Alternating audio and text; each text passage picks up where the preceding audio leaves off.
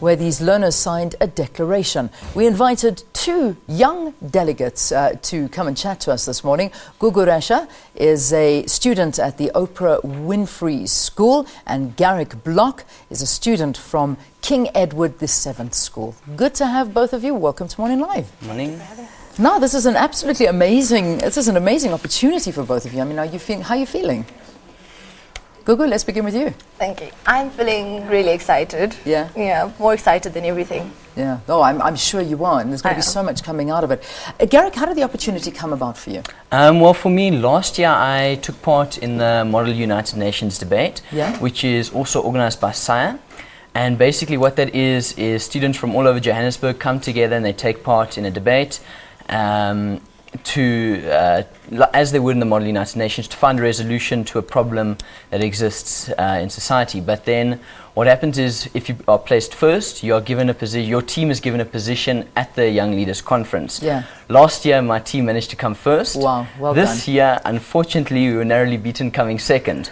But luckily for me, they also have the Young Ambassadors program that they introduced this year, whereby you're able to apply to actually attend the Young Leaders Conference, and you give them a CV and everything about you, and then they select a couple of young ambassadors. And I applied, and luckily I was selected to be. And you got in there. That's amazing. Right. What about you, Gugu? I was also a part of the Model United Nations debates, but unfortunately I didn't get an award for Best Delegation or Best Speaker, so I also applied through the Young Ambassadors program, where I also motivated, and I had to sell myself. I had to say the different things that I've done with the South African Institute of International Affairs, which is SABC, which basically organizes and coordinates everything, and I made it here. That's unbelievable, and I'm sure it's going to be a trip of a lifetime for you. The delegates signed a declaration. What was this declaration all about? Well, basically the declaration, we were divided into three committees. So all the delegates that were invited to the Young Leaders Conference were divided into three committees, which had to tackle three different issues that the United Nations would have to tackle. Committee 1 had to tackle violence, conflict and disaster. Committee 2 dealt with environmental sustainability, and we were both on Committee 3, and we had to deal with addressing inequalities. So as a committee, we came together and within each of the committees, we came together and we put forth suggestions to UN representatives and people on what could be done to solve these issues from the youth's point of view, ideas that we felt were relevant to these issues. Yeah, and looking to the future, obviously. I mean, the whole thing is discussing the 2015 post-development agenda. What kind of future do you anticipate, Gugu?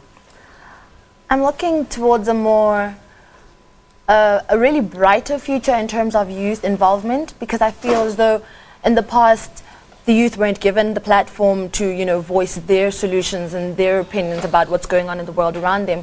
And with platforms such as what SABC is doing and what Model United Nations is doing, it seems, I'd like to say, a brighter future, so we can anticipate more proactivity from the youth, so the better. I also note that there's an acknowledgement that young people must be part of development, and they must not be excluded. Do you feel that young people are excluded? Well, I think they definitely aren't, their voices aren't heard enough, and they aren't actually taken seriously.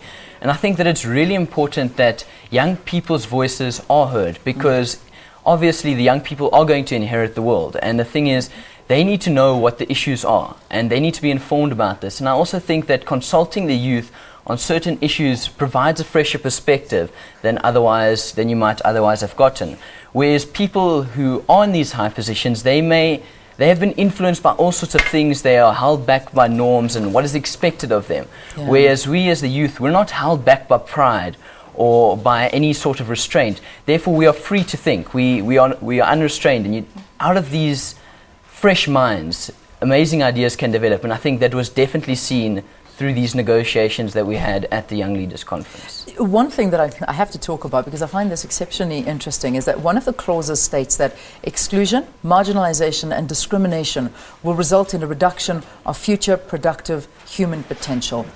As the youth, does apartheid, that system, have any relevance to you? Does it mean anything? Were there any lessons that were learned out of that system?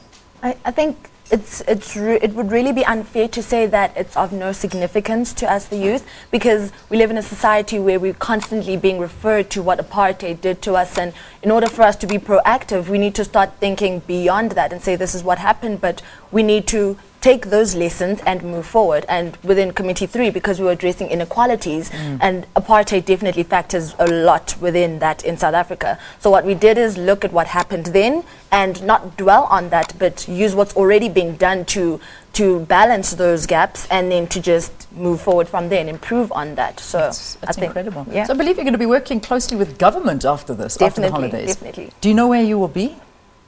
Or are you still going to be assigned positions? We're just waiting to hear from SAYA, but what we've already, a lot of our fellow delegates are already in contact with some different municipal bodies, and they're constantly in contact with them, local newspapers.